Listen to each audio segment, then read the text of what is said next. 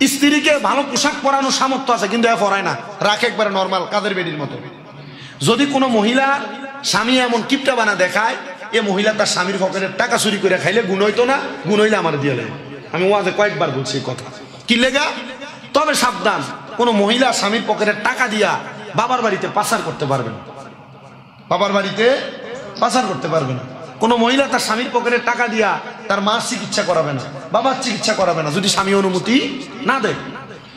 নবী আমার জানিয়ে দেন, যখন তোমরা কোনো কিছু আহার করবা, কোনো কিছু খাইবা, তোমরা যা খাইবা তোমাদের স্ত্রীদেরকে তোমরা তা খাওয়াইবা। আপনি শুক্রবারে দাওয়াতে চলে যান, বিবাহের অনুষ্ঠান, সুন্নতে খাতনার অনুষ্ঠান, বিভিন্ন জায়গার মধ্যে ভালো ভালো খাবার আপনি আহার করেন, কিন্তু আপনার বিবি বাড়িতে কি আহার করবে সেটার জন্য আপনি কোনো কিছু নির্ধারণ করলেন না। আল্লাহর হাবিব সাল্লাল্লাহু আলাইহি ওয়াসাল্লাম মদিনা রাহমাতুল লিল আলামিন নবী আমার বলে, যখন তোমরা কোনো কিছু আহার করবা, তাহলে আপনি ভালো কিছু আহার করা খাওয়ার আগে আপনার স্ত্রীর জন্য, আপনার পরিবারের মহিলাদের জন্য এমন একটা ভালো খাবারের ব্যবস্থা করে দাও। আল্লাহর নবীর সুন্নাত, জোরে বলি সুবহান। নবী আমার বলে, উম্মত তোমরা যখন কোনো পোশাক পরিধান করবা, আপনি নিজে সুন্দর সুন্দর জামা কাপড় পরলেন, কিন্তু আপনার স্ত্রী সব সময় একই জামা কাপড় পরে, আপনি দুই ঈদের সময় দুইটা জামা কিনে দেন, এরপর আর কোনো খবর রাখেন না। মনে রাখতে হবে, নবীজি আমার শিখে দেয়, উম্মতের দলেরা তোমরা তোমাদের নারীদের প্রতি এমন অধিকার আদায় করবা, তোমাদের স্ত্রীদের প্রতি, তোমাদের মার প্রতি, তোমাদের কন্যার প্রতি, তোমাদের বোনের প্রতি, তোমরা যখন নিজে কোনো কাপড় পরিধান করবা, তোমরা তাদের জন্য সমপরিমাণ অর্থের একটা কাপড়ের ব্যবস্থা করে দিবা, যেন তারা খুশি হয়ে আছে, এটা তোমাদের অধিকার। নবী আমার এই কথা বলে থামলেন না। নবী বলেন, দুনিয়ার জমিনের মধ্যে যারা তোমরা পুরুষ আছো, বিবাহ করেছো, কখনো তোমরা তোমাদের স্ত্রীদের মুখমণ্ডলে আঘাত করবা না। এই যে আপনার স্ত্রী কোনো স্বাভাবিক অন্যায় করার পর মুখের মধ্যে আপনি গালে চটকনা থাপ্পড় মারেন, আমরা মুখের মধ্যে আঘাত করে, এটা বাঙালিদের স্বভাব বেশি। আমি গত কয়েকদিন আগেও সোশ্যাল মিডিয়ার মধ্যে দেখেছি, কোনো মহিলা বিবাহ হওয়ার পর তার বাবার বাড়ি থেকে 1 বছর পর তার স্বামী আবদার করেছে একটা মোটর সাইকেল দেওয়ার জন্য, না দেওয়ার কারণে ওই মেয়েটা বড় সুন্দরী, কিন্তু তার গালের মধ্যে, মুখের মধ্যে এমনভাবে আঘাত করেছে, পরবর্তী যে এই স্বামী থেকে যাওয়ার পর মহিলাটা বিবাহ বসবে এমন কোনো অবস্থা ছিল না। এজন্য রহমতের নবী বলে, তোমরা তোমাদের মহিলাদের মুখমণ্ডলের মধ্যে আঘাত করবা না। ইয়া রাসূলুল্লাহ, আর কি কি দায়িত্ব আপনি বলেন না? নবী আমার বলে, 4 নাম্বার হলো, তোমরা কখনো তোমাদের স্ত্রীদেরকে গাল মন্দ করবা না, গাল মন্দ করবা না। এটার উপরে ইবনে মাজাহ শরীফের একটা হাদিস শরীফ আমি পড়েছিলাম। নবী আমার বলেছে, হে পুরুষের দলেরা, তোমরা কখনো তোমাদের স্ত্রীদের মা বাবার নাম তুলে গালি দিবা না। ইয়া রাসূলুল্লাহ, ইয়া হাবিবাল্লাহ, কেন গো? নবী আমার বলতেছেন, এটার কারণ মাত্র একটা, এই কারণে গালি দিবা না, কারণ আমি নবী হইলাম মহিলাদের বাবা। যদি আপনি আপনার স্ত্রীকে মার নাম তুলে, বাবার নাম তুলে গালি দেন, তাহলে গালিটা যে আমার নবীজির উপরে পড়বে। এজন্য আপনারা কখনো আপনাদের স্ত্রীদেরকে গালি গালাজ করবেন না। নবী আমার বলে, শুধু তাই নয়, যদি তোমার স্ত্রী কোনো অন্যায় করে, কোনো রাগান্বিত হয়, তোমার সঙ্গে ঝগড়া ফাসাদ হয়, তোমরা তার বিছানা আলাদা করে দিবা। তবে সাবধান, বিছানা আলাদা কইরা তুমি তার ঘরের বাহিরে যাইতে দিবা না, তোমার ঘরে বিছানা আলাদা করবা। কিন্তু আপনি এমন কর্মকাণ্ড করেন, আপনার স্ত্রীর সঙ্গে ঝগড়া হওয়ার পর আপনি তার মাইরা বাপের বাড়িতে পাঠাইয়া দেন। আবার অনেক মহিলারা স্বামীর সঙ্গে ঝগড়া হওয়ার কারণে তারা নিজেই রাগান্বিত হয়ে বাবার বাড়িতে চলে যায়। মনে রাখতে হবে, দৌলতপুর এলাকার মা বোনেরা, স্বামীর সঙ্গে হাজার ঝগড়া হবে, স্বামীর সঙ্গে যত রকমের মনোমালিন্যতা হবে, কখনো ঘর ত্যাগ করা যাবে না, ঘরের মধ্যে থাকতে হবে। কারণ আমার নবী বলেছেন, দুনিয়ার জমিনের মধ্যে একটা মহিলার উপর কয়েকটা হক, কয়েকটা দায়িত্ব আছে। ইয়া রাসূলুল্লাহ, এগুলা কি আপনি বলেন না? বলে, এই মহিলাটা যেন তার স্বামীর আদেশ ছাড়া তার বাবার বাড়িতেও না যায়। মনে রাখতে হবে, কোনো মহিলা তার স্বামীর আদেশ ছাড়া বাবার বাড়িতে যাইতে পারবে না।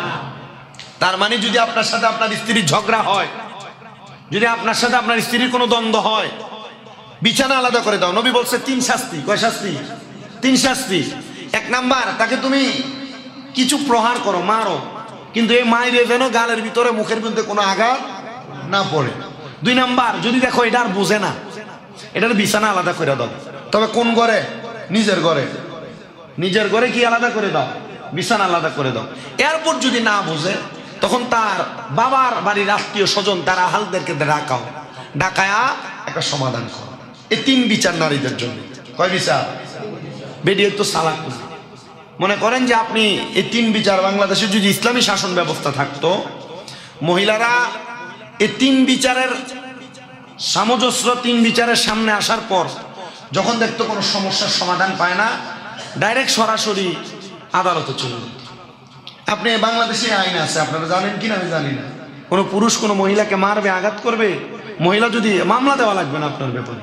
কোর্টে নারী শিশু আদালতে একটা অবজেকশন দিয়ে দিলে, শুধু একটা দরখাস্ত করে দিলে আপনি মোটামুটি মিনিমাম 15 দিন জেল খাটা লাগবে। কয়দিন? 15 দিন। কিন্তু মহিলারা এই কথা, এই কাজ করার জন্য বর্তমান বাংলাদেশে রাইট নাই। কেন নাই? মহিলা এই কাজ করার আগে তাকে বিবেক দিয়ে চিন্তা করতে হবে সে তার স্বামীর আদেশ মানে কিনা, সে তার স্বামীর কথা মতো চলে কিনা। কথা ঠিক না? তা আমি নারীর মর্যাদার ওয়াজ করছি। তাহলে 1 নাম্বার, আমরা তাদের সাথে সৎভাবে জীবনযাপন করবো না অসৎভাবে? কেন এই কথা বলছে? ওই যে আপনারা বেরিয়ে ফিরেন, মারেন না, গালিগালাজ করেন, এজন্য বলছো সৎভাবে তোমরা জীবনযাপন করবে। 2 নাম্বার, তুমি যা খাইবা তোমার বউয়ের জন্য এমন খানার ব্যবস্থা করবা। 3 নাম্বার, তুমি কখনো তাকে যা পরবা তাদের জন্য সেই কাপড়ের ব্যবস্থা করবা, তো কখনো তাদেরকে গালমন্দ করবা না। এটা রাসূলে পাকের কথা। নবী আমার বলেন, ইসলামে নারীর মর্যাদার মধ্যে আরো কিছু মর্যাদা হচ্ছে, ইসলামের স্বামীদের উপর স্ত্রীদের খাদ্য পানি পোশাক পরিচ্ছদ বাসস্থান সরবরাহ করার জন্য বলা হয়েছে। আল্লাহ তাআলা ঘোষণা করেন, কোন সন্তান তার মার মতো নারীর প্রতি অধিকার হইল, তার মায়ের খাবারের ব্যবস্থা করা, পোশাকের ব্যবস্থা করে, এটা সন্তানের পিতার দায়িত্ব। কাউকে তার সামর্থ্যের অতিরিক্ত কষ্ট দেওয়া হয় না। ইয়া রাসূলুল্লাহ, কেন আপনি এই কথা বললেন? আপনার মা আপনার স্ত্রী এই 2 জনের মাঝে কম্পেয়ার করতে গিয়া অনেককে দেখা যায় মাকে সম্মান করতে যায় স্ত্রীর মনে কষ্ট দেয়, আবার স্ত্রীকে সম্মান করতে যায় স্ত্রীর মন রক্ষা করতে যায় মা বাবার মনে কষ্ট দেয়। নবী আমার এই ব্যাপারে বড় সতর্ক করেছেন, পুরুষ মানুষেরা শুনে রাখো, তোমরা তোমাদের মা বাবা এবং পিতার খাবারের দায়িত্ব, পোশাকের দায়িত্ব গ্রহণ করো, তখন তোমার স্ত্রীর সঙ্গে তোমার 1000 রকমের সমস্যা থাকলে আল্লাহ তাআলা অধিক পরিমাণ বরকত দান করে দিবে। জোরে পড়ি সুবহান। আমার নবী রাহমাতুল লিল আলামিন নবী আল্লাহ তাআলার কোরআনুল কারীম থেকে সুন্দর করে বলেছেন, নারীদের সঙ্গে যখন তোমাদের ঝগড়া হয়, বিবাদ হয়, মীমাংসা না হয়, যদি তোমরা তোমাদের স্ত্রীদেরকে তালাক দাও এবং তারা তাদের ইদ্যতকাল পূর্ণ করে, ইদ্যতকাল কি একটা মাসালা বুঝে নেন। আল্লাহর কোরআন, রাসূলের পাকের হাদিস মোতাবেক ইদ্যতকালের অনেকগুলা মাসালা। আমাদের কুমিল্লা আলিয়া মাদ্রাসায় যখন আমি আলিম প্রথম বর্ষে পড়তাম, তখন আমাদেরকে শরহে বেকায়া একটা কিতাব পড়াইতো। কি কিতাব? শরহে বেকায়া। ওই শরহে বেকায়া কিতাবের 2টা খণ্ড, কিতাবের মধ্যে কিতাবুন নেকাহ নামক একটা অধ্যায় আছে। ওই কিতাবুন নেকাহ অধ্যায় পড়তে গিয়া বাবুন নেকাহ, বাবুত তালাক অধ্যায়ের মধ্যে দেখলাম নবীজি আমার এই ইদ্যতকালের বর্ণনা দেয়। কোন পুরুষ যদি কোনো স্ত্রীকে তালাক দিয়া দেয়, মনে রাখবেন ইদ্যত কি একটু শোনেন, কোন পুরুষ যদি তার স্ত্রীকে তালাক দিয়ে দেয়, অথবা কোন নারীর স্বামী যদি মারা যায়, ওই মহিলাটা তার স্বামী তাকে তালাক দেওয়ার কারণে মিনিমাম 3 মাস 10 দিন, 4 মাস 10 দিন অতিবাহিত হওয়ার আগ পর্যন্ত বিবাহ বসতে পারবে না। এটা হলো তার ইদ্যতকাল।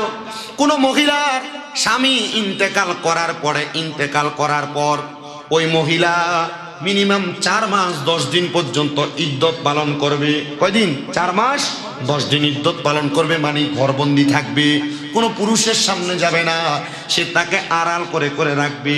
ইয়া রাসূলুল্লাহ, কারণটা কি? বলে এটার কারণ হলো একটা মহিলা তখন আবার পরিপূর্ণ হয়ে যায়। এবার নবী বলেন, যদি ইদ্যত পালন পূর্ণ করে, স্বামী যদি তাদেরকে তালাক দেওয়ার পর ইদ্যত পালন করে, তারা যদি দ্বিমত পোষণ করে, পরস্পর সম্মতন হয় যে তবে স্ত্রীগণ নিজেদের স্বামীদেরকে বিবাহ করতে চাইলে তোমরা তাদেরকে বাধা দিও না। কোনো জামাই তার স্ত্রীকে তালাক দিয়ে দিছে, কি দিছে? তালাক দিয়ে দিছে।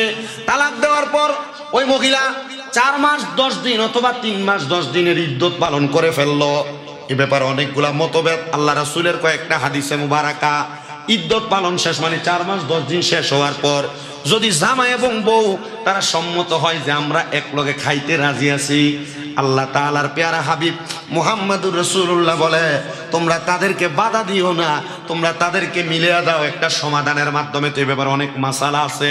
মাঝে মাঝে আমি যখন মাদ্রাসাতে এমন মাসালা নিয়ে আটকে যাই, আমাদের কুমিল্লা আলিয়া মাদ্রাসার ডক্টর সাইদুর রহমান হুজুর আছেন, উনি আমাদেরকে তালাকের মাসালাগুলো বড় সুন্দরভাবে সমাধান দিয়েছেন। আর এই বিবাহের মাসালা, তালাকের মাসালাগুলা আমি মনে হয় যেমনে পড়ছি আমার সিনার মধ্যে অনেকগুলা মাসালা সমাধান আছে। আল্লাহর হাবিব বলেন, এই মহিলারা তোমরা তালাক প্রাপ্ত হওয়ার মতো কোনো কাজ করবা না যেন তোমার স্বামী তোমাকে তালাক দিয়ে দেয়। তোমরা কখনো তোমাদের স্বামীদেরকে এমন ভাবে রাগাইবা না যেন তোমার স্বামী তোমাকে তালাক দেওয়ার চিন্তা তার মাথার মধ্যে আনে। এই জন্য পুরুষদেরকে ঝগড়া করার সময় বড় সাবধান থাকা লাগবে, মহিলাদেরকেও ঝগড়া করার সময় বড় সাবধান থাকা লাগবে, যেন এমন পর্যায়ে না চলে যায়, যেন এমন পর্যায়ে না চলে যায়, যেন এমন পর্যায়ে না চলে যায় স্বামী তার জবান দ্বারা তালাক শব্দ ব্যবহার করে। অল্প কিছুদিন আগে আমার নূরপুরের মাদ্রাসা হাদিগঞ্জ থেকে এক মহিলা আসছে, হুজুর একটা সমস্যা। জি বলেন। উনি বলেন, হুজুর আমার সমস্যা হলো আমার স্বামী বিদেশ থেকে 80 লক্ষ টাকা পাঠাইছে আমাদের একটা জায়গা ক্রয় করার জন্য, জায়গার দলিল হয়েছে, কিন্তু আমি এই জায়গাটা আমার স্বামীর নামে না কিনা আমি আমার নামে কিনছি। আমার স্বামী যখন শুনছে আমার নামে ক্রয় করছি, আমার স্বামীর সাথে সাথে আমার 3 কথা বলে ফেলছে। বেডি কি চালাক, টাকা পাঠাইছে কয় লাখ? 80 লাখ। বেড়া এত কষ্ট করে কামাই করে বিদেশ থেকে টাকা পাঠায়, বেটি জায়গা দলিল করে কার নামে? কাউয়া বেশি চালাক হলে কি খায়? গু খায়। এ মহিলা চালাক হওয়ার কারণে জামাই যখন খবর পাইছে সাথে সাথে 3 কথা বলে দিছে। মহিলা বলছে, হুজুর আজকে 3 মাস হয়ে যায় ওনার সাথে আমার কোনো যোগাযোগ নাই, কিন্তু হুজুর এই 3 মাসের মাথায় বাচ্চাদের ক্ষেত্রে উনি যোগাযোগ করতেছে। এক দ্বারায় কথা বলতে বলতে উনি সম্মত হয়েছে, উনি আমাকে আবার বিবাহ করবে। হুজুর এটা সমাধানটা কি? চিন্তা করলাম এটা সমাধান এমনি দেওয়া যাইতো না। যদি ডাইরেক্ট তালাকের মাসালা দিয়ে এটারে ঘুরে বিয়ে করাই দেয়, এই বেটি যদি পরে আবার জায়গা না দেয়, 80 লাখ টাকার লোভেও তো ওই বেটারে ছেড়ে দিব। 80 লাখ টাকা পাইলে এই বেটি কোনো বেটা বিয়ে করবো? কথা কয় না। 80 লাখ টাকা পাইলে যে কোনো বেটা বিয়ে করতো না, এই বেটি এমনি ছেড়ে দিব। আমি কইছি আমি সমাধান দিতে পারি, শর্ত আছে। শর্ত কি? আপনি এই জায়গা আগে আপনার স্বামীর নামে রেজিস্ট্রি করে দেন, এরপরে সমাধান। আর কথা বোঝেন নাই? আবার বলে দিছি আমি যে সমাধান দিছি এরপর আর কোনো মুফতি সাহেব এর থেকে বড় সমাধান দিবে না, আর যদি দেয় ছোট্টা। এটাও বলে দিছি। কেন বলছি জানেন?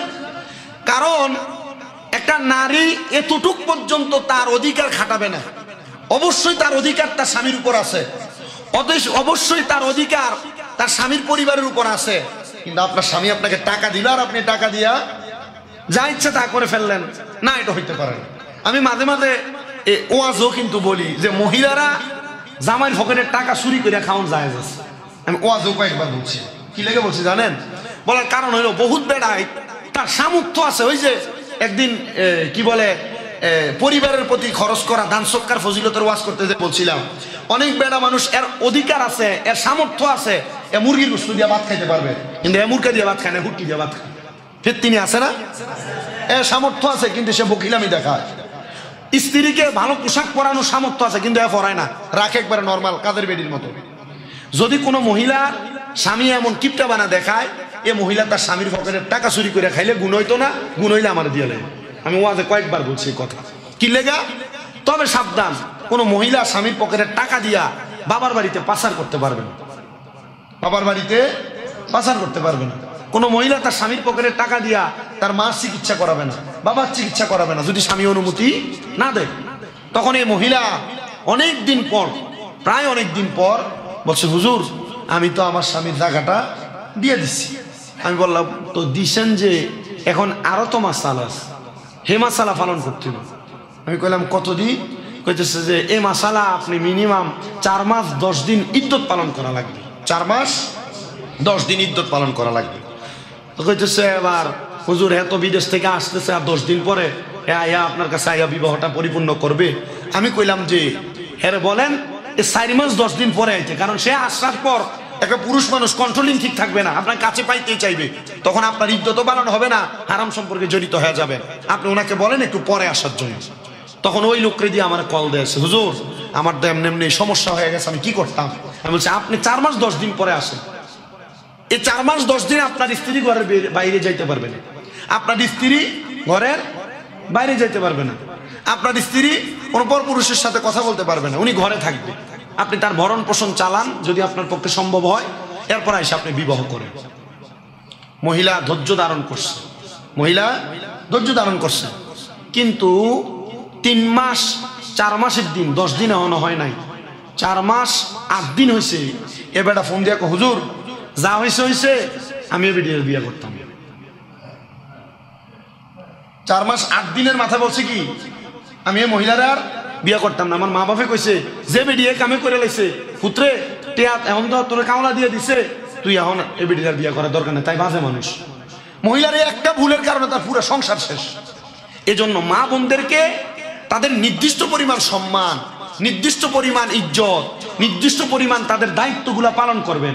এতটুক পর্যন্ত আবার দিয়ে দেওয়া যাবে না যেটার কারণে তার চোখ বড় হয়, সে বাইরে বের হয়ে যাবে। কথা কি ক্লিয়ার বুঝতে পারছেন? আপনাদের স্ত্রী যাদের কথা শোনে না, এটার মূল কারণ মনে রাখবেন, হয় আপনি তাকে কোনো দিক থেকে তার চাহিদার চাইতে বেশি ছাড় দিয়ে ফেলছেন, তার চাহিদার চাইতে বেশি ছাড় দিয়ে ফেলছেন, এটার জন্য কোনো সমাধানে যান নাই, এই জন্য এই সমস্যাগুলো হয়। আল্লাহ আমাদেরকে বোঝার তৌফিক দান করুন। আপনাদের কি কষ্ট হইতেছে? তো একটু মহাব্বতে পড়েন না আমিন। আজকে জুমার নামাজের আলোচ্য বিষয় হচ্ছে ইসলামে নারীর মর্যাদা। ইসলামে নারীর মর্যাদা যে কি, আমাদের সমাজ দেখবেন বেশিরভাগ ছেলের বউদের গর্ভে যদি মেয়ে সন্তান হয়, 1টা 2টা 3টা মেয়ে সন্তান হওয়ার পর শ্বশুর শাশুড়ি ননদরা এই মহিলাটাকে বলে ছেলে সন্তান হয় না। এমন অনেক পরিবার হয়েছে যে 2টা 3টা মেয়ে হওয়ার পর স্বামী তাকে ছেড়ে দিছে, ডিভোর্স দিছে। কেন? তারা মেয়েটাকে বোঝা মনে করে। কি মনে করে? বোঝা মনে করে। কিন্তু আদৌ পর্যন্ত কন্যা সন্তান কি ইসলামে বোঝা নাকি আল্লাহর নেয়ামত, এটা মানুষ বোঝার চেষ্টা করে। এই জন্য আজকের জুমায় আমি চেষ্টা করব আপনাদেরকে নারীর মর্যাদা সম্পর্কে একটু কথা বলে বোঝানোর জন্য। ইসলামের যে পূর্ব যুগ, আদিম যুগ ছিল, সে আদিম যুগে নারীরা তাদের অধিকার থেকে বঞ্চিত ছিল। এখন যে অধিকার থেকে বঞ্চিত না তা কিন্তু না। এমন অনেক পরিবার আছে, এমন অনেক ভাই আইতাছে যারা তাদের মা বাবা মারা যাওয়ার পর তাদের বোনের হকটা পরিপূর্ণ বুঝাইয়া দেয় না, আছে না? এমন অনেক স্বামী আছে, স্বামী হিসেবে তার স্ত্রীর যে হক আদায় করার কথা সে তার হক আদায় করে না। এমন অনেক বাবা আছে, মেয়ের প্রতি তার যে হক সে তার মেয়ের প্রতি হক পরিপূর্ণ আদায় করে না। এমন অনেক ভাই আছে যে ভাই তার বোনের প্রতি পরিপূর্ণ হক আদায় করে না। আজকে এই হক আদায়ের ব্যাপারে কিছু কথা। আরবের যখন একবার কঠিন হৃদয়ের অধিকারী মানুষরা কন্যা সন্তান জন্মগ্রহণ করত, তখন তারা কন্যা সন্তানদেরকে জীবিত কবর দিয়ে ফেলতেন। কিভাবে? জীবিত কবর দিয়ে ফেলতেন। ইসলামের যুগ আসার সাথে সাথে অন্ধকার যখন দূরীভূত হয়ে যায়, তখন ইসলাম এই নারীদেরকে পুরুষদের সমকক্ষ করে দিচ্ছে। পুরুষদের সমকক্ষ কিভাবে? মহান আল্লাহ তাআলা এভাবে বলছেন যে কুরআনুল কারীমের সূরা নিসার 19 নম্বর আয়াতের অর্ধেক অংশে বলছে যে তোমরা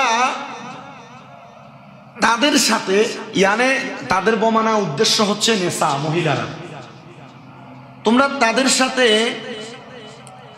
তথা নারীদের প্রতি ভালো ব্যবহার করো। কি ব্যবহার? হোক মা, হোক বোন, হোক স্ত্রী, হোক মেয়ে, হোক অন্য কোনো মহিলা, ব্যবহারটা কেমন হবে? ভালো ব্যবহার। এবং বলছেন তোমরা এই নারীদের সাথে সৎভাবে জীবনযাপন করো। কিভাবে? সৎভাবে। মুয়াবিয়া আল কুশাইরি রাদিয়াল্লাহু তাআলা আনহু থেকে একটা হাদিস বর্ণিত। তিনি বলেন, আমি রাসূল সাল্লাল্লাহু আলাইহি ওয়াসাল্লামকে প্রশ্ন করলাম, ইয়া রাসূলুল্লাহ, কার উপর কি তার স্ত্রীর কোনো অধিকার আছে, অথবা একটা পুরুষের উপর তার স্ত্রীর কি কি অধিকার?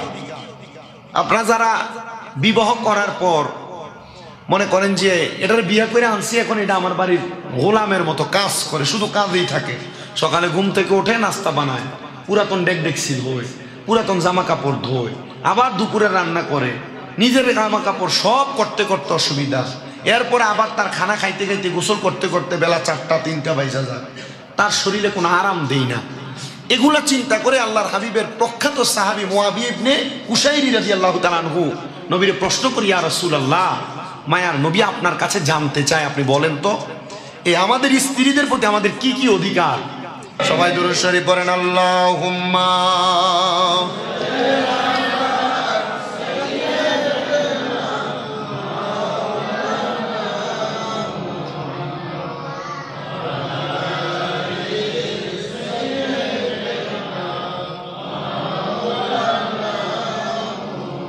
নবীজি আপনার ভালোবাসায় জীবনের গুনাহ ঝরে যায়। নবীজি আপনার ভালোবাসায় ওয়াইসাল করনি জুব্বা পায়। আল্লাহুম্মা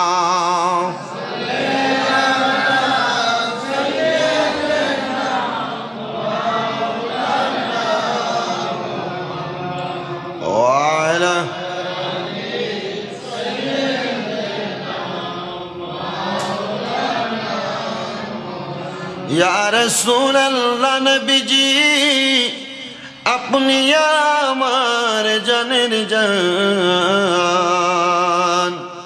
আপনারই ওই রূপ দেখিয়া কাফের হইল মুসলমান। আল্লাহুম্মা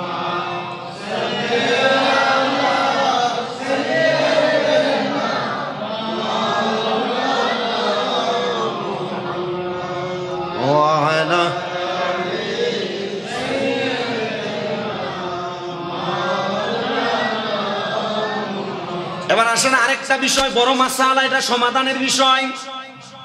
বহু পরিবারের মধ্যে স্বামী বিভিন্নভাবে অপকর্ম করে। বর্তমান সমাজে যেটা দেখা যায়, বেশিরভাগ বেড়াইত মানুষ নেশা করে, মদ গাঁজা ইয়াবা খায়, কথা নাই, অটো চালায়, অটোটা রাস্তার পাশে সাইড করে ছোট ছোট দোয়ান টুরকি মধ্যে দেয়া ফুটলা কিনা খায়। এটা আমি জানি সব। মোটামুটি বর্তমান সমাজে এগুলার অভাব নাই। নেশাখোর স্বামী যেটা বলা হয়। আল্লাহর হাবিব সাল্লাল্লাহু আলাইহি সাল্লাম নবীজি আল্লাহ তাআলার কোরআনুল কারীম থেকে ঘোষণা করেছেন, স্বামীর উপর যদি কোনো মহিলা ধৈর্য ধারণ করতে না পারে, স্বামীকে মাইনা নিতে না পারে, মানে স্বামী বাজে মানুষ, স্বামী মারধর করে, স্বামী তার উপর অত্যাচার করে, স্বামী নেশা করে, তার ভরণ পোষণ চালায় না, সংসার ঠিক মতো করে না, আল্লাহর হাবিব বলে তাহলে ওই মহিলার জন্য আমার আল্লাহ তাআলা একটা নির্ধারণ করেছেন, একটা অধিকার প্রদান করেছেন, সেটা হলো খোলা। ইসলামী শরীয়তের একটা মাসালা, এটার নাম কি? খোলা। খোলা নির্ধারণ করেছে, সেটা হলো বিনিময় দ্বারা বিবাহ বিচ্ছেদ করা। এর অধিকার দিয়েছেন নারীদেরকে। ও হুজুর, নারীরা কেমনে বিবাহ বিচ্ছেদ করবে? হযরত ইবনে আব্বাস রাদিয়াল্লাহু তাআলা আনহু থেকে একটা হাদিস বর্ণিত, বুখারী শরীফের 2য় খণ্ড 794 নাম্বার পৃষ্ঠার 5074 নাম্বার হাদিস। আল্লাহর হাবিব সাল্লাল্লাহু আলাইহি সাল্লাম বলেন, একদিন সাবিত ইবনে কায়েস রাদিয়াল্লাহু তাআলা আনহুর স্ত্রী নবীজির কাছে এসে উপস্থিত হয়েছে। আয়েশা বলে, ইয়া রাসূলুল্লাহ, হে নবী, চরিত্রগত এবং ধর্মীয় বিষয়ে আমি সাবিত ইবনে কায়েসের উপর কোনো দোষারোপ করতেছি না। ওই মহিলা এসে বলতেছি, ইয়া রাসূলুল্লাহ, আমার স্বামীর নাম হলো হযরতে সাবিত ইবনে কায়েস রাদিয়াল্লাহু তাআলা আনহু, তবে চরিত্রগত এবং ধর্মীয় বিষয়ে আমি সাবিত ইবনে কায়েসের উপর কোনো দোষ দিচ্ছি না। তবে আমি ইসলামের ভিতর থাকিয়া কুফরি করা, মানে স্বামীর অবাধ্য হওয়া পছন্দ করতেছি না। স্বামীর অবাধ্য হওয়া, কোনো মহিলা যদি তার জামাইয়ের কথা না শোনে, কোনো মহিলা যদি স্বামীর কথা না শোনে, তাহলে সে কুফরি করে, সে কাফের হয়। কি হয়? কাফের হয়ে যায়। মহিলা কিন্তু স্বামীর অবাধ্য হয় বর্তমান সমাজে বেশি। স্বামী কোনো কথা বললো সে শুনতে চায় না, এক কথা বারবার বলা লাগে। মা বোনদেরকে এই ব্যাপারে বড় সতর্ক থাকতে হবে, এটা কুফরি হয়ে যায়, আপনি কাফের হয়ে যাবেন স্বামীর সঙ্গে অবাধ্য হয়ে গেলে। এবার বলেন, আল্লাহর হাবিব সাল্লাল্লাহু আলাইহি সাল্লামকে বলে, ইয়া রাসূলুল্লাহ, আমি আমার জামাইরে দোষ দিতেছি না, তবে আমার জামাই চলাফেরার যে বিষয়টা এটা আমি মাইনা নিতে পারতেছি না, এটা আমারই দোষ। আছে না এমন অনেক, যে স্বামী ভালো, আমি দোষ দিতেছি না, ইসলামের বিষয়েও ভালো, চরিত্রগত দিক থেকেও ভালো, কিন্তু সে যেভাবে চলে আমি এটা তারা দোষ দিতে পারতেছি না, তবে আমি ইসলামের উপর থাইকা আমার স্বামীর অবাধ্য হইয়া কুফরি করতে পারবো না। এই কথা বলার সাথে সাথে আল্লাহর হাবিব বলেন, তুমি কি তার বাগানটি ফিরিয়ে দিতে পারবা? সে বলল, হ্যাঁ ইয়া রাসূলুল্লাহ, পারবো। নবীজি সাথে সাথে হযরত সাবিত ইবনে কায়েসকে ডাকলেন। তুমি কে মহিলার বাগান, বাগান বুঝছেন তো, মহিলার পুরা দেহের কথা তুলনা করছে, তুমি তার বাগান ফিরিয়ে দিতে পারবা? আল্লাহর হাবিব বলে, ইয়া রাসূলুল্লাহ, পারবো। আল্লাহর হাবিবকে সাহাবী বলে, ইয়া রাসূলুল্লাহ, পারবো। বলে, পারবা যেহেতু শোনো, হে সাহাবে, তুমি বাগানটি গ্রহণ করো এবং তাকে এক তালাক দাও। কি দাও? কয় তালাক? এক তালাক দিলে মোটামুটি বউ তালাক হয় না। তবে এটার ডর কি, স্বামী যদি এক তালাক দিয়ে বউরে সাবধান করছে, তোমার এক তালাক দিলাম, এক তালাকের পর সাবধানতার জন্য এই বউ যদি আরেকবার যে কর্মের কারণে এক তালাক দেওয়া হয়েছে এ অপকর্ম আবার করে, তখন তুমি তারে দুই তালাক দাও। লগ লগ এক না, এ তালাক তালাক তালাক এভাবে না, তালাকের কিছু নিয়ম বিধি আছে। আপনি ডাইরেক্ট তালাক দিয়ে দিলেন না, তালাক হয়ে গেছে, জি না, কাম হবে না। আপনি এত কষ্ট করে বিয়ে করছেন, মহিলার এত সুন্দর রূপ লাবণ্য, কিন্তু আপনি মহিলার ছোট্ট একটা ভুলের কারণে তারা ডাইরেক্ট তালাক দিয়ে বিদায় করে দিলেন, এমন না। কিন্তু উনি বলেন, তুমি ওই মহিলাকে একটা তালাক দাও। উনি তালাক প্রদান করলেন। ইয়া রাসূলুল্লাহ, এটার সমাধান কি? বলে, এটার সমাধান হলো, মহিলা যদি তাকে আবার তোমার সাথে মানিয়ে নিতে চায়, তাহলে তুমি তার সাথে সাংসারিক জীবন সুন্দরভাবে পরিচালনা করতে পারবা। এজন্য মনে রাখতে হবে, আমরা আমাদের স্ত্রীদেরকে এমনভাবে সম্মান করব, মর্যাদা দিব, যেন মহিলার তালাকের পর্যায়ে না যায়। মা বোনেরা, এমনভাবে আপনারা চলাফেরা করবেন যেন আপনার স্বামী আপনাকে তালাকের পর্যায়ে না নিয়ে যায়। নবীজি সাল্লাল্লাহু আলাইহি সাল্লাম বলেন, তোমরা তোমাদের স্ত্রীদেরকে সৎ উপদেশ দাও, ভালো উপদেশ দাও। ইয়া রাসূলুল্লাহ, কেন? বলে, তোমরা যদি ভালো উপদেশ দাও, সৎ উপদেশ দাও, তাহলে তোমাদের মহিলারা পথভ্রষ্ট হবে না। তা আপনি আপনার বউরে সৎ উপদেশ দিবেন দূরের কথা, কোন একটা কাজ ঠিক মতো না হইলে সাথে সাথে তার মা বাবার নাম তুলে গালি দেন। আপনি কথা দেন না? আপনি এগুলো দিচ্ছে আমাদের বাঙালিরা, বেশি বেশি দিচ্ছে। সৎ উপদেশ হইলো সে অন্যায় করছে, তার সুন্দরভাবে বুঝাই দেয়, লবণ কম হয়েছে লাগে কি তার মার গালি দিতেইব? আপনি বুঝান। আল্লাহ রসুল এভাবে বলতেন, উনি আল্লাহ রসুলের জন্য ছাতু বানাইছে। ছাতু বুঝেন তো, জব, আম্মাদান আয়েশা সিদ্দিকা রাদিয়াল্লাহু তাআলা আনহা জব রে দিয়া ভালো করে মাখাইয়া খেজুর ভিজাইয়া রাখা গুঁড়া করে এটা দিয়া মাখাইছে, তো লবণ দিছে না। আল্লাহ রসুল মুস্কি হাইসা বলছে, আজকের খাবার খুব মজা হয়েছে, কিন্তু একটু লবণ বাড়াইয়া দিলে আরো মজা হইতো না। আমনের মতো দুইলা গালি দিছে, ঠিক না? দিছিল? বলছে আর একটু লবণ বাড়াইয়া দিলে ভালো হইতো, অথবা একটু খেজুর বাড়াইয়া দিলে ভালো হইতো। তো গালি তো দেয় নাই, এটা উপদেশ। এটা কি কথা বলেন? এটা কি গালি দেওয়ার সাথে বিরোধী? আপনি দেখেন, আপনি হ্যাঁ আপনার স্ত্রী 10টা অন্যায় করছে, 10 বার তার দোষ দেখেন, আপনি দেখার পর আপনি কিছু বললেন না, শুধু তার এতটুক বললেন, এতটুক প্রয়োগ করে বললেন, তুমি যেটা ভালো মনে করো, যদি মনে করো এটা ঠিক হয়েছে, ঠিক আছে, আপনি চুপ থাকেন। 1 দিন 2 দিন 3 দিন 10 দিন চুপ থাকার পর দেখবেন আপনার বউ তার মতো সোজা হয়ে যাবে। মানে আপনি তো হাফের মতো বেয়া, বউ সোজা হইব কেমনে? এজন্য আমাদেরকেও একটু পন্থা অবলম্বন করতে হইব, কারণ আমরা মনে রাখতে হইব, এই বউরে যে বানাইছে ওনার ডি দিয়া বাম পাথরের কি হাড্ডি, বে হাড্ডি দিয়া বানাইছে, কইছে এটা এই তো ঢুক খাবো না কইরা। আল্লাহ আমাদের সবাইকে কবুল করেন, আমিন পড়েন।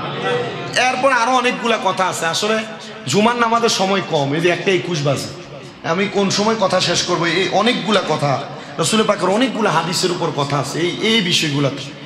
এরপর আরেকটা হাদিস সরাসরি একটু শোনেন।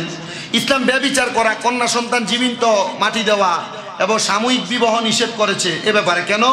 নবীজি বলেন, যদি তোমরা তোমাদের একাধিক স্ত্রীর মাঝে ন্যায়সঙ্গত আচরণ বজায় রাখতে না পারো, আশঙ্কা করো যে ফাটতা না, তাহলে তুমি একটার বেশি বিয়া করো না। বহুত বেড় আইতেছে, এটা তার খাইচ্ছতে পরিণত হয়ে গেছে। এন একটা বিয়া করে, হেন একটা বিয়া করে, এন একটা বিয়া করে, বউ ভালাই দিয়ে দিয়া দেখা আছে না? এমন বেড়ায় এমন বহুত আছে, আপনি দেখেন, আপনার এলাকা তো আছে, প্রচুর পরিমাণ আছে। বলছে, তুমি যদি তোমার 2 স্ত্রীর মাঝে সমঝোতা না করতে পারো, আপনি সব সময় এক বেডির কাছে বলে থাকেন, আপনি যে আরেকটা বউ বিয়ে করে ভালো রাখছেন, তারও তো হক আছে। কি কথা বলেন না কেন? আপনি বলে হুজুর আমি ভরণ পোষণ সব দেই, ভাত খাবাই, কাপড় দেই, সব দেই। ভাত কিন্তু বেডির মা বাবাও খাওয়াইতে পারে, কথা কয় না? কাপড় চোপড় পোশাক তার মা বাবা খাওয়াইতে পারে। আপনি দুইটা বিয়ে কইরা দ্বিতীয় বিয়ার পর আপনি ওই বউ লয়ে ফিরে রইলেন, প্রথম বউরে আপনি ইজ্জত করলেন না। নবী বলে এই ব্যাপারে বড় সতর্ক, তোমরা যদি ইনসাফ না করতে পারো, দুই বউর হক পরিপূর্ণ আদায় না করতে পারো, তোমরা দুইটা বিয়ার ব্যাপারে সাবধান হও, দুইটা বিয়ে করো না। নবীজি বলেন শুধু তাই নয়, আল্লাহর হাবিব সাল্লাল্লাহু আলাইহি সাল্লাম প্রয়োজনে তালাককে বৈধ করে রাখছেন, তবে বলছেন আল্লাহর নিকট সবচাইতে ঘৃণিত বৈধ কাজ হলো তালাক। সবচাইতে ঘৃণার কাম বৈধ, তবে এটা ঘৃণার কাম, এটা কি? তালাক। এজন্য তালাক দিতেও সাবধান। আল্লাহর কাছে বৈধ একটা খারাপ কাজ হইলো কোনটা? তালাক দেওয়া। আল্লাহর হাবিব বলেন দুনিয়ার মানুষ, তোমরা যারা কন্যা সন্তানকে পছন্দ করো না, যে ব্যক্তি দুটি মেয়েকে সন্তানকে প্রাপ্তবয়স্ক হওয়ার পর পর্যন্ত লালন পালন করলো, মানে একটা মেয়ে জন্ম দেওয়ার পর আপনি এমনি ছেড়ে দিলেন, ভালোভাবে লালন পালন করলেন না, নবী আমার বলে লালন পালন করলো, তাহলে তার আমি নবী জান্নাতে তার পাশাপাশি থাকবো। শুধু এই কথা বলেন নাই, আমার নবীজি এই কথা বইলা নবীজি সাহাবী হযরতে আনাস ইবনে মালিকের আঙ্গুলটার ভিতরে ধরছে। কারণ আনাস ইবনে মালিক বাড়ির মধ্যে তার দুইটা কন্যা কান্নাকাটি করে কিন্তু খাবার দিতে পারে না। উনি মনে মনে নিয়ত করলেন আল্লাহর হাবিবকে যা বলবো, ইয়া রাসূলুল্লাহ মায়াগুলা পালতে পারতেছি না, আপনার কাছে রেখে দেন, অথবা কোনো এতিম মানুষ যদি পালন করতে চায় তার কাছে দিয়া দেন। তখন আনাস নবীরে বলে নাই, নবী আনাস আসার সাথে সাথে বলছে কেউ যদি দুইটা কন্যা সন্তানরে প্রাপ্তবয়স্ক মানে বিয়া দিতে পারে, আমি নবী তার সাথে জান্নাতে থাকবো, সে আমার সাথে থাকবে। নবী এই কথা বইলা আনাস রাদিয়াল্লাহু তাআলা আনহুর আঙ্গুলের মধ্যে ধরছে। আনাস কি ইয়া রাসূলুল্লাহ, নবী গো, ও দয়ার নবী, ও মায়ার নবী, রাহমাতুল লিল আলামিন নবী, আমি যে বাড়ির মধ্যে আমার দুইটা কন্যা সন্তানের ব্যাপারে মনে মনে খারাপ চিন্তা করছিলাম, আমার কন্যাদেরকে অন্যদের হাতে তুইলা দিব। নবী গো, আপনি কেমনে বুঝলেন, আপনি কেমনে জানলেন? তার মানে রাহমাতুল লিল আলামিন নবীরে আমার আল্লাহ গায়েবের খবরের মাধ্যমে জানিয়ে দিছে। আর আমার নবী জান্নাতের লোভ দেখাইছে সাহাবীদেরকে, সাহাবীরা জান্নাতের আশা কইরা তাদের কন্যা সন্তানদেরকে লালন পালন করেছে। এবার আপনারা বলেন, আমরা যাদের কন্যা সন্তান আছে, আমরা আমাদের কন্যা সন্তানদেরকে সুন্দরভাবে লালন পালন করার দরকার আছে না নাই? আল্লাহ কবুল করেন, আমিন পড়েন। কুদ্দুস শোনাইতাম অনেকগুলা হাদিস শরীফ। যে ব্যক্তির নবী বলেন কন্যা সন্তান আছে, সে তাকে জীবন্ত কবর দেয় না, তাকে অবজ্ঞা করে না এবং পুত্র সন্তানকে এর উপর প্রাধান্য দেয় না, তাহলে আল্লাহ তাকে জান্নাতে প্রবেশ করবে।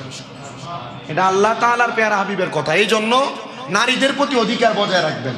এক নাম্বার, তাদের সাথে সৎভাবে জীবন যাপন করবেন, ভালো ব্যবহার করবেন, গালি দিবেন না, মন্দ কথা বলবেন না, বাজে ব্যবহার করবেন না, যা খাবেন তা খাওয়াবেন, যা পরবেন তা পরাবেন এবং তাদের প্রতি ইনসাফ প্রতিষ্ঠা করবেন। আল্লাহ নারীদের প্রতি সেই সম্মান আমাদেরকে দেওয়ার তৌফিক দিন। না বাড়ি যে বেশি বেশি গালাগালি করবেন, গালাগালি না করে 10 দিনের একটা সীমাবদ্ধতা দেখাই দিচ্ছে। আল্লাহ কবুল করেন। ওয়া আখির দাওয়ানা আনিল হামদুলিল্লাহি রাব্বিল আলামিন।